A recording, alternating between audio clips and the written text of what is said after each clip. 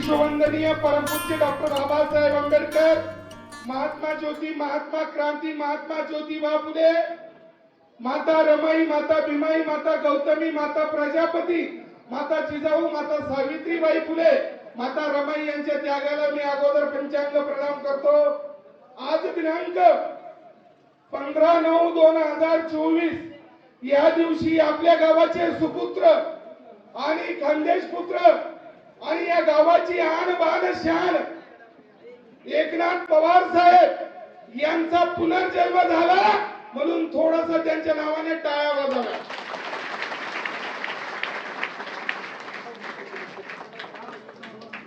आज खऱ्या अर्थाने जर म्हटलं, एक गरीब कुटुंबाचा मुलगा, एक शेतकरी पुत्र आणि एक छोट्याशा आणि आदर्श गावाचा मुलगा कॅप्टन ह्या पदापासून सेवा संपन्न करतो, फक्त माझ्या माता भगिनींचा आणि वाडवडिलांचा आशीर्वाद. आज प्रसंगाभावी माझे काका माझ्या जेवणा हाताला पहिल्या खुर्चीवर आहेत, दिगंबर काका देशमुख. आपल्या जवळचं गाव पिंपळगाव, यशदादा देशमुख वयाच्या 19व्या वर्षी धारातीर्थी झाले आणि भारत मातेसाठी बलिदान दिलं, म्हणून जोरदार टाळ्या काका यशदादा. हा प्रसंग आज यशदादांचं नाव अमर आहे आणि त्याच तशाच इंडियन आर्मी मध्ये माझे गुरुवर्य प्रेरणास्थान एकनाथ साहेबांनी 30 वर्ष सेवा बहाल केली. तुम्ही विचार करा, 30 वर्षाचा तो खंतर प्रवास. तुमचा आणि माझा लहान मुलगा जर टिव्हिशनला गेला 15 मिनिटं लेट झाला तर आपण सैरा वैरा बघतो. दादू गेला आला नाही, दीदी गेली आली नाही, त्या मातेला देखील मी वंदन करतो. ती मातेच्या आत्म्याला शतशत नमन करतो की त्या मातेने असा पुत्र जन्मायला दिला, की त्या मातेने जो पुत्र जन्माला दिला त्यांनी पवार कुळाचा, तालुक्याचा, समाजाचा आणि या जिल्ह्याचा उद्धार केला. पवार साहेब विचार करा त्या मातेने. आणि प्रसंगाभावी एकनाथ पवार साहेब ह्या पदापर्यंत पोहोचले. भारतीय थलसेनेचं हे शेवटचं पद.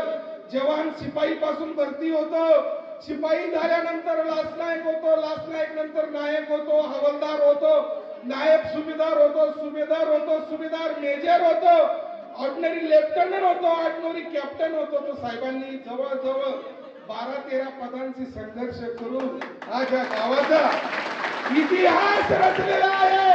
या पंचक्रोशीमध्ये शोधून, या जळगाव जिल्ह्यामध्ये शोभून असे व्यक्ती भेटणार नाहीत ह्या पदापर्यंतचे. साहेबांचं पद जर म्हटलं, आज जळगाव जिल्ह्याच्या एसपी साहेबच्या बाजूला खुर्ची टाकून बसू शकतात, एवढं मोठं या साहेबांचं पद. आणि साहेब आर्टिलरी ग्रुप मध्ये होते, आर्टिलरी ग्रुप.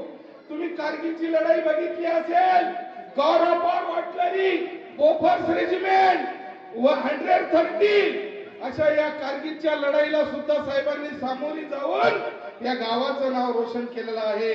आणि आजाद शत्रू पुत्र असावा असा गुंडा त्याचा तिन्ही लोकी झेंडा, असे आमचे गुरुवर्य आज मंचावर आहेत.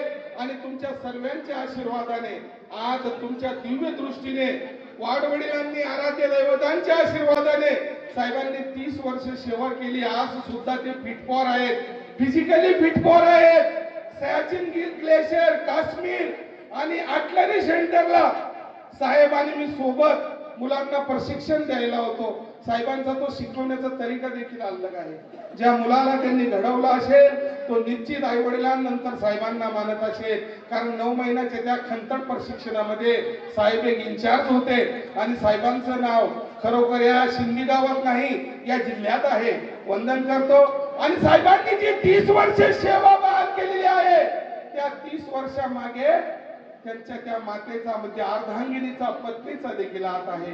तुम्ही मला सांगा, आज तकरीबन बऱ्याचशा भागांमध्ये सैनिकाला मुलगी द्यायला सुद्धा घाबरतात, की विचार करतात की या सैनिकाचीच परिस्थिती अस्ताव्यस्त आहे.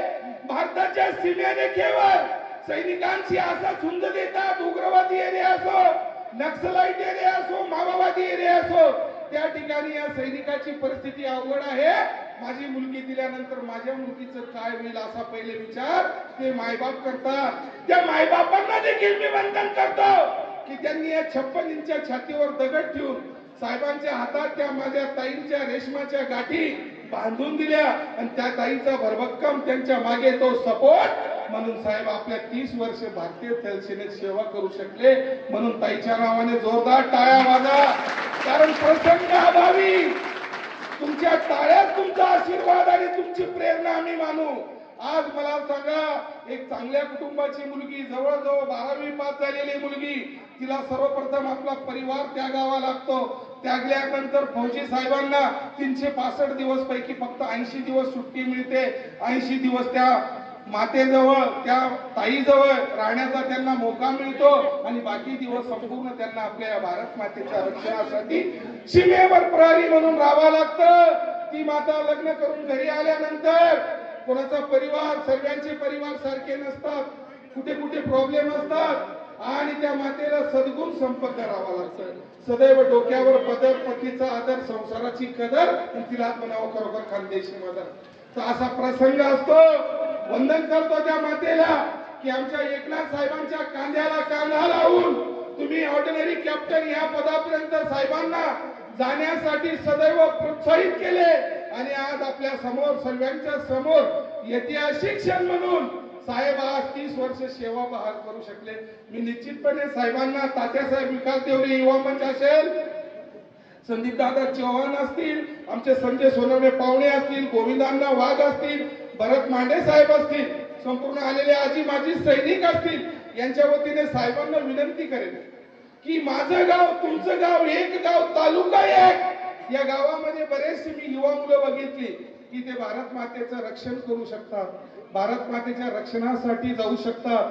तालुक्याचं नाव मोठं होईल, शिंदी गावाचं नाव मोठं होईल. त्या मुलांना जे तुमचे 30 वर्षाचे अनुभव आहेत, निश्चितपणे टाइमात टाइम काढून हप्ता 15 दिवसात त्या मुलांचा तुम्ही मेळावा घ्या, त्यांना भारतीय थलसेनेबद्दल सांगा. माझे परम मित्र असतील संतोष दादा गरुड, सदैव सैनिक हितासाठी त्यांची देखील पळधाव असते. तर असा साहेबांचा विषय तुम्ही मला सांगा.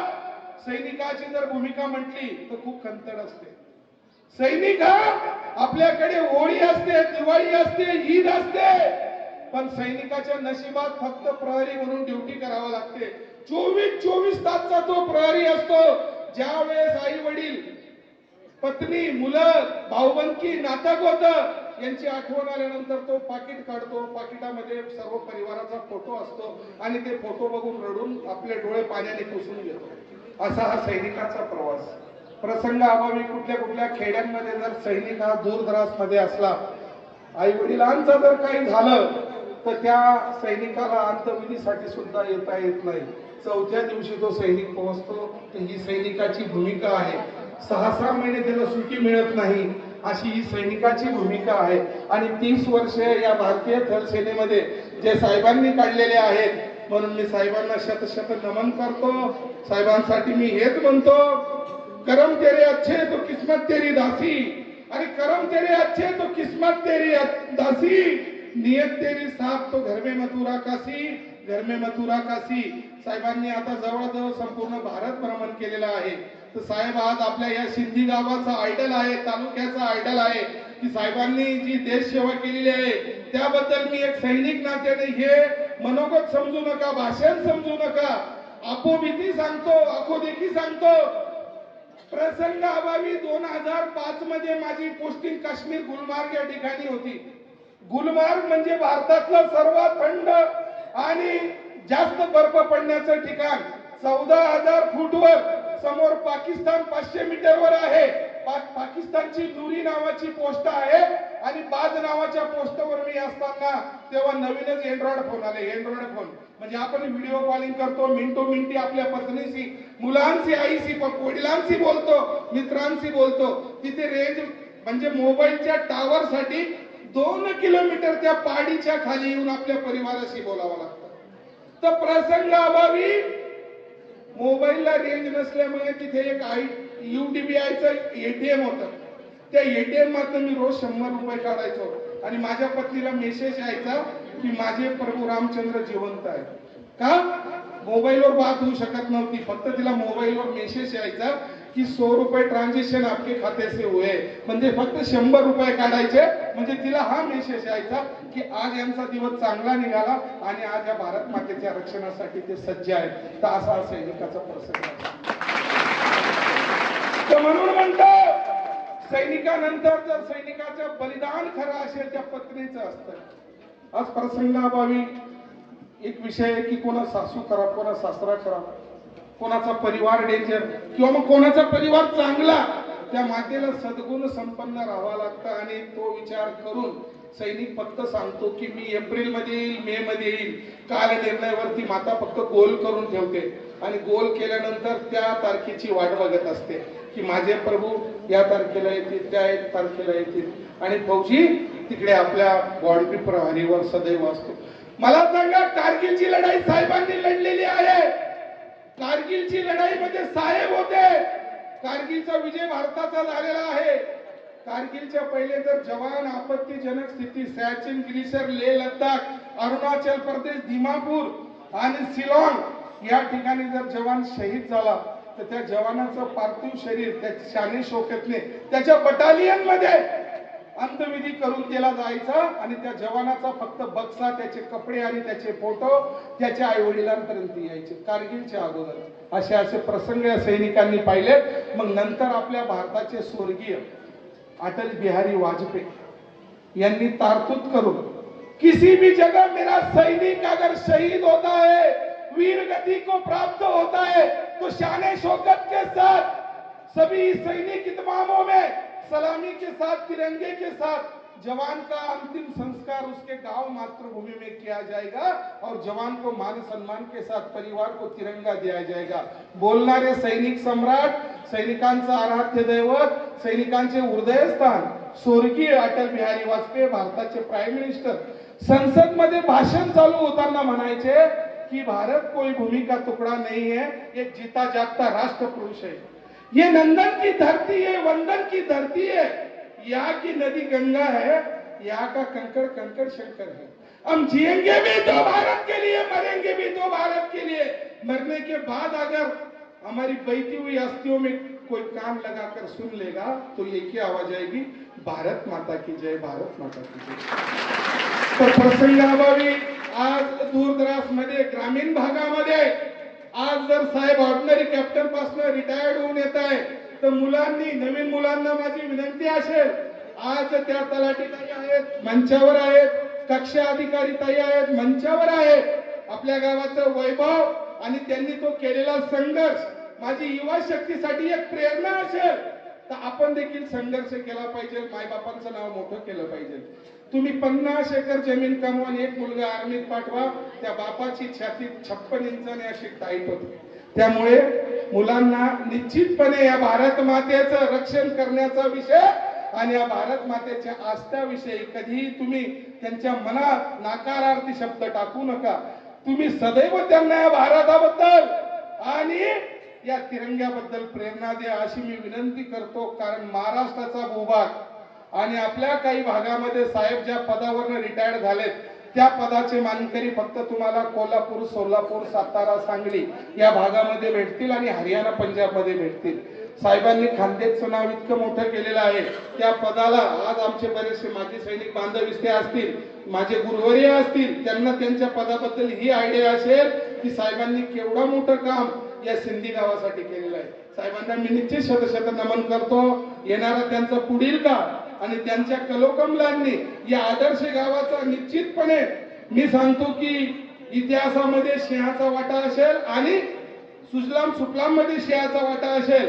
आता संपूर्ण पहिले जय जवान ग्रुप 40 गाव, त्रिदल सेना 40 गाव, आजीमाजी सैनिक परिवार 40 गाव, रयत सेना 40 गाव, खानदेश रक्षक ग्रुप 40 गाव, महाराष्ट्र रक्षक ग्रुप बाडगाव 40 गाव, जय हिंद सैनिक संस्था 40 गाव, जय हिंद कॅरियर अकॅडमी 40 गाव, तमाम आजीमाजी सैनिक ग्रुप, वीर भगत सिंग कॅरियर अकॅडमी 40 गाव यांच्या वतीने मी साहेबांना प्रेरणा देतो की आपण एक सुदृढ आणि भारतीय सेनेचं बडशाली हे साम्राज्य गाजून आलेली एक हुतात्मासारखे आहात. गावाच्या विकासासाठी, सैनिकांच्या विकासासाठी आपण संघर्ष केला पाहिजे आणि येणाऱ्या आगामी दिवसामध्ये गावात सैन्यामध्ये जसं आपण नाव मोठं करून आला, कारण आपलं नाव राष्ट्रपती भवन पर्यंत बोर्डावर लिहिलं गेलं असेल, तर आपलं नाव असं या शिंदी गावात, या तालुक्यात, या पवार कुटुंबात मोठं झालं पाहिजे. मी असं आमचे तात्यासाहेब विकास देवरे युवा मंच असेल, गोविंदांना वाघ असेल, संदीप दादा चव्हाण असतील, यांच्या माध्यमातून परत पुनश्च विनंती करतो. सैनिकाची भूमिका छोटीशी असते, पण एक कर्तृत्ववान असते, इमानदारीची असते. एकदा तुम्हाला एक दृष्टांत सांगतो. एक आटपाट आणि एक सुंदर असं गाव होतं. त्या गावामध्ये मे महिन्यात आग लागते आणि गाव मे महिन्यात आग लागल्यानंतर पाण्याची टंचाई असते. गावाच्या बाजूला एक मोठं पिंपळाचं झाड असतं. त्या झाडावर 4 कावळे आणि एक चिमणी राहत असते. त्या 4 चिमणींना आणि त्या कावळ्याला त्या आदर्श गावामधून दाना पाणी भेटत असतं आणि ते कावळे त्या झाडावर बसून हसत असतं. आता कसं होईल? आणि चिऊताई आपल्या चोचीमध्ये थेंबभर पाणी घेऊन त्या गावाच्या आगेवर टाकत असते. मग ते कावळे तिला हसतात. अगं चिऊताई, तू वेडी का खुळी? तुझ्या एका थेंबाने ही आग विझणार नाही. मग चिऊताई त्या कावळ्यांना सांगते, दादा तुम्ही ही आगेला बघून हसताय, पण हेच गाव आपल्याला दाना पाणी देतंय. या गावाचं आपल्यावर खूप मोठं प्रेम आहे. एवढं मोठं आपल्याला त्यांनी राहण्यासाठी झाड दिलेलं आहे.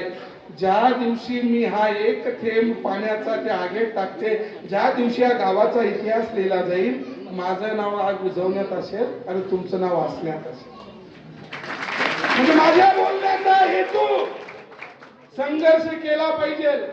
संघर्ष केल्यानंतरच तिथून इतिहास घडतो आणि ज्यांनी संघर्ष केला त्यांनी आजपर्यंत इतिहास घडवलेला असेल. मग ते आमच्या राजमाता पुण्यश्लोक अहिल्याबाई होळकर असतील, त्यांच्या पावन सुमरी तुम्ही शतशत नमन करतो.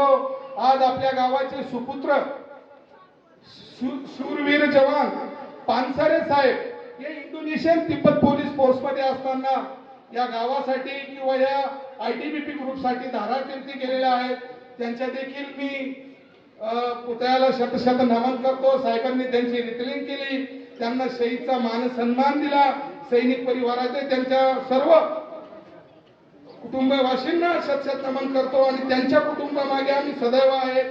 आणि ह्या कार्यक्रमासाठी खूप अग्रेसन जर असेल, बाजीराव नाना दौंड आणि पंचायत समिती सदस्य आमचे तात्यासाहेब विकास देवरे यांच्या माध्यमातून अग्रेसन होता की 15 तारखेला आमचा कार्यक्रम या गावामध्ये झाला पाहिजे.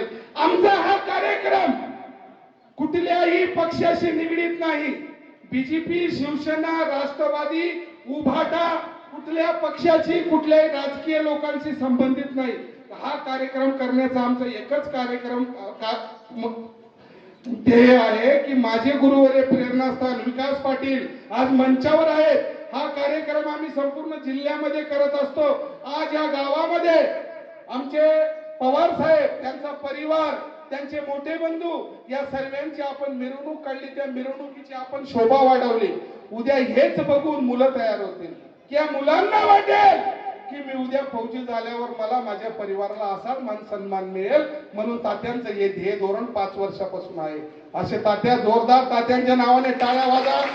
का प्रसंगाभावी तुम्ही मला सांगा, भारताचे मोठे मोठे जे असतील, मी नाव नाही घेत, फार मोठे मोठे व्यक्तिमत्व असतील, टाटा साहेब असतील, अंबानी, अदानी वगैरे वगैरे, कोणाचा मुलगा आर्मीत आहे का? पोलीस मध्ये आहे का? तो फक्त जाणारा कोणाचा असतो? शेतकऱ्याचा असतो. आणि तो शेतकरी या काळ्या मातीशी झुंज देत असतो आणि या काळ्या मातीला येरे येरे पावसा म्हणत असतो. म्हणून माझा जेव्हा शेतकरी पेरेल, ते उगेल, तेव्हा राष्ट्रपतीपर्यंत जेवेल.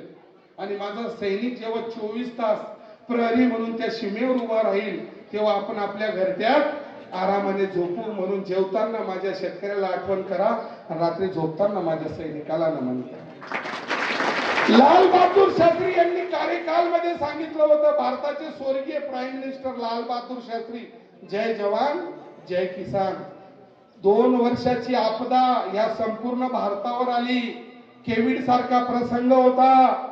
भावाशी भाऊ बोलत नव्हता. आई वडिलांचा अंत्यविधी करण्याचा मुलांना अधिकार नव्हता. प्रसंगाभावी गावात असं वाटत होतं की सर्व शून्य झालेलं आहे, जग संपलं असं वाटत होतं. आणि त्याच वेळेस माझा शेतकरी राजा या शेतीशी झुंज देत होता आणि माझा फौजी त्या बाउंड्रीवर उभा होता. वीर नारी वीर माता आमच्या आलेल्या आहेत, त्यांनी मंचाकडे यावं. कविताताई असेल आणि आमच्या भावनाताई असतील आणि रत्नाताई असतील, यांनी मंचाकडे यावं. समाधान सोनवणे साहेब, वीर नारा वीर माते यांचं देखील आगमन झालेले आहे. मी सर्व सैनिक परिवाराच्या वतीने त्यांचं स्वागत करतो. मंचाकडे यावं.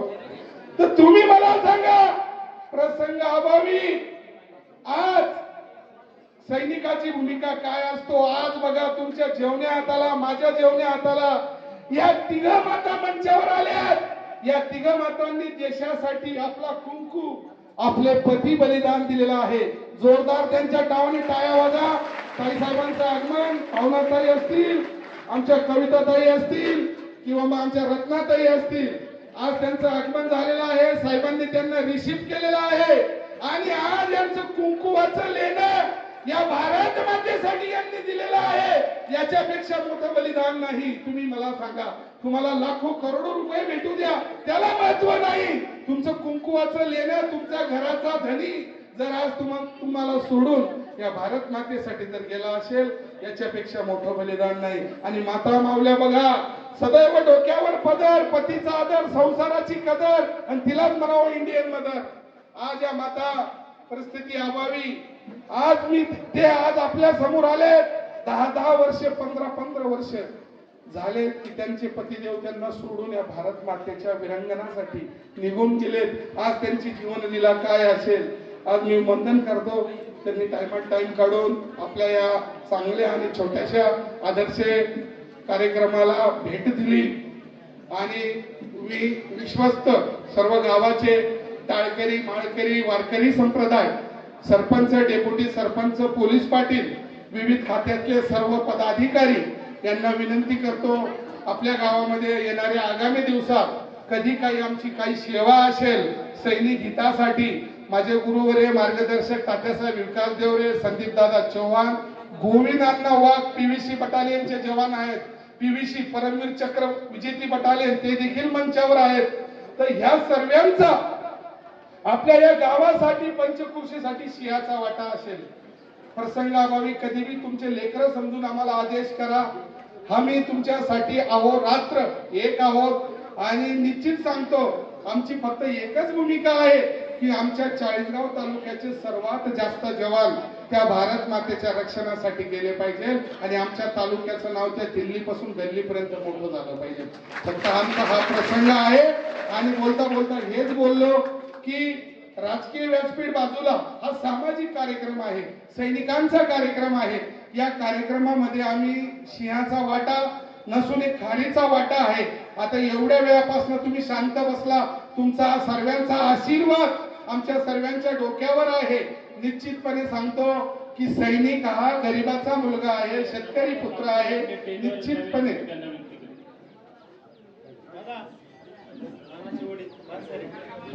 साहेबांनी मंचावर यावं अशी विनंती करतो आणि सर्वांचा आदर तिथे करतो. कारण चेहरा ओळख नसल्यामुळे जर कोणाचं नाव सुटलं असेल तर मी दिलगिरी व्यक्त करतो. साहेबांनी मंचावर यावं. नाना तर असा विषय. आणि सर्वात प्रथम मी आपल्याला गावाला वंदन करतो की कार्यक्रम सुरू झाल्यापासून आतापर्यंत मी एकमेव गाव बघितलं की सर्वांची एकता, सभ्यता आणि सर्वांचं प्रेम आगळं वेगळं आहे. जेव्हा मिरवणूक सुरू झाली तेव्हापासून तर आतापर्यंत मी वंदन करतो की तेवढीच गर्दी आहे. उलट मान्यवर वाढले पण कमी नाही झाले. चलो असो. तुम्ही मला सांगा, काही दिवसापूर्वी जम्मू आणि काश्मीर मध्ये पुलवामा अटॅक झाला होता. पुलवामा भारत स्वतंत्र झाल्यानंतर ईस्ट इंडिया कंपनी आणि इंग्रज गेल्यानंतर मी सांगतो की सर्वात मोठा हमला पुलवामाच्या लेथपुरामध्ये झाला. 45 जवान धारातीर्थी पडले. कोणाचा हात गेला, कोणाचा पाय कुठे, कोणाचं मुंडकं नव्हतं. आणि शहीद होणाऱ्या जवानांचं वय होतं फक्त 35च्या आत. तुम्ही मला सांगा 35च्या आत वय मर्यादा किती असते? काय बघितलं असेल? कोणाचा मुलगा गेला, कोणाचा बाप गेला, कोणाचा पती गेला, तो वापस येणारा नव्हता. कोणाला हात नव्हता, कोणाला पाय नव्हता. एक छोटे छोटे पीस त्या लकडीच्या बॉक्समध्ये टाकून तिरंगा चढून आपण त्यांना शाने शौकतने त्यांचा अंत्यविधी केला 45 जवानांचा. आणि या मीडियाने फक्त 4 दिवस हेडलाईन दाखवली. 4 दिवसानंतर कुठे ते जवान गेले, काय झालं, बाकीचे सांगतात कि शहीदों की शहादत रंग लाएगी, आज पतझड़ जरूर है लेकिन कल बाहर आएगी. भारताचे आला नेते म्हणतात कि सैनिकों की जिंदगी साधु संतों से कम नहीं है, सैनिकों की जिंदगी साधु संतों से कम नहीं है और सैनिक मेरा परिवार है. तो सैनिकांना प्रसंगाभावी आंदोलन करण्याची गरज पडते. मी वंदन करतो, महाराष्ट्र शासनाचा GR आहे सैनिकांसाठी कर माफीचा. जर गावाला सैनिकांबद्दल प्रेम दाखवायचं असेल, सरपंच, डेप्युटी सरपंच, पंच कमिटी यांनी आपल्या ठराविक मासिक मीटिंग मध्ये हा विचार केला पाहिजे की खरोखर जर शासनाचा GR असेल तो त्यांना कर माफी दिली पाहिजे. तोच आपला खरा मान सन्मान मी मानतो. का प्रसंगाभावी शासनाचा GR आहे, तलाठी आप्पा मागे चक्रा मारावा लागतात. तलाठी आप्पा नसला तर ग्रामसेवक आप्पांना विनंती करावं लागतं, सरपंच साहेबांना वंदन करावं लागतं. फक्त तुम्ही शासनाने दिलेला GR अंमलात आणा. मी सांगतो की सैनिकाची घरपट्टी माफ करा. सैनिक एवढा गरीब नाही, पण त्याचा तो अधिकार आहे, शासनाने दिलेला आहे, त्याच्यावर विचार करावा ही मी विनंती करतो. बाकी आपण, आपलं गाव, आपले सैनिक सर्व आपलं आहे निश्चितपणे सांगतो. आणि राहिलेला विषय तालुक्याचे, पाचोरा तालुका आपल्यापासून काही जास्त किलोमीटर दूर नाही, 30-35 किलोमीटरवर आहे. तिथले कार्यसम्राट आमदार किशोरप्पा पाटील शिवसेनेचे आमदार आहेत, शिंदे साहेबांच्या गटाचे आहेत. आप्पा कधी भेटले तर आबांनी हे वक्तव्य मांडलं होतं म्हणा. 4 आमदार साहेबांना विषय मिळाला की बारामुल्ला, अनंतनाग वगैरे सर्व जम्मू काश्मीरचा एरिया फिरून सैनिकांवर सर्वे करा की सैनिकांची परिस्थिती काय आहे. आप्पा साहेबांनी 4 आमदार बारामुल्लाच्या काजीकुंड एरियात असताना त्यांच्या गाडीवर ग्रेनेड हमला झाला. दुसऱ्याच दिवशी त्यांच्या गाडीवर हमला झाला. आणि माझा सैनिक 6 महीने ये 56 इंच का छीना लेके बंदूक लेके परिवार का विचार न करते हुए रस्त्यावर कस काय जनतेची सेवा करत असेल हा विचार करा. आपल्याला कधीतरी भेटून विचारा की जम्मू काश्मीरची परिस्थिती काय आणि आपले सैनिक कसे जीवन जगतात. की आप्पा त्यांच्या भाषणात, मनोगतात सैनिकांबद्दल बोलता बोलता कधीतरी रडतात की खरोखर सैनिकांची परिस्थिती, जम्मू काश्मीर जर म्हटलं आपण त्याला भारताचं स्वर्ग बी म्हणतो आणि त्याच्यापेक्षा खराब जागा देखील नाही. आतापर्यंत तुम्ही मला सांगा, या 1.5 ते 2 वर्षामध्ये यश दादा नंतर गावाचे पानसरे साहेब असतील, तांबोळ्याचे आपले सागर दादा असतील, म्हणजे या पंचक्रोशी मधले जवळजवळ 8 ते 10 जवान 25 वर्षाच्या आत धारातीर्थीहून आणि शहीद झालेले. तर प्रसंग वाईट आहे. निश्चितपणे जर कोणाचा मुलगा, माझ्या माता माऊली आलेल्या आहेत, कोणाचा मुलगा जर आर्मीत असेल तर निश्चितपणे त्या सुनबाईला जीव लावा. का की तुमची सुनबाई खुश तर मुलगा खुश, मुलगा खुश तर देशाची सेवा खुश. कारण प्रसंग अभावी कुठे कुठे मी तुम्हाला पहिलेच सांगितलं की टावर भेटत नाही, 4-4 दिवस पत्नीशी बात होत नाही. असा सैनिकांचा विषय आहे. मांडण्यासारखं, बोलण्यासारखं खूप काही आहे. फक्त मी आखो देखी आणि आमच्याशी घडलेल्या घटना तुमच्या समोर मांडलेल्या आहेत. निश्चित रूपी पुनश्च गावामध्ये जर कुठे काही सैनिकांबद्दल कार्यक्रम असेल, तुमचा आदेश आमच्यासाठी फायनल असेल, आम्ही तुमच्या सेवेमध्ये सदैव तत्पर हजर राहू अशी विनंती करतो. आयोजकांनी मला 2 शब्द तुमच्या समोर मांडण्याचा मौका दिला.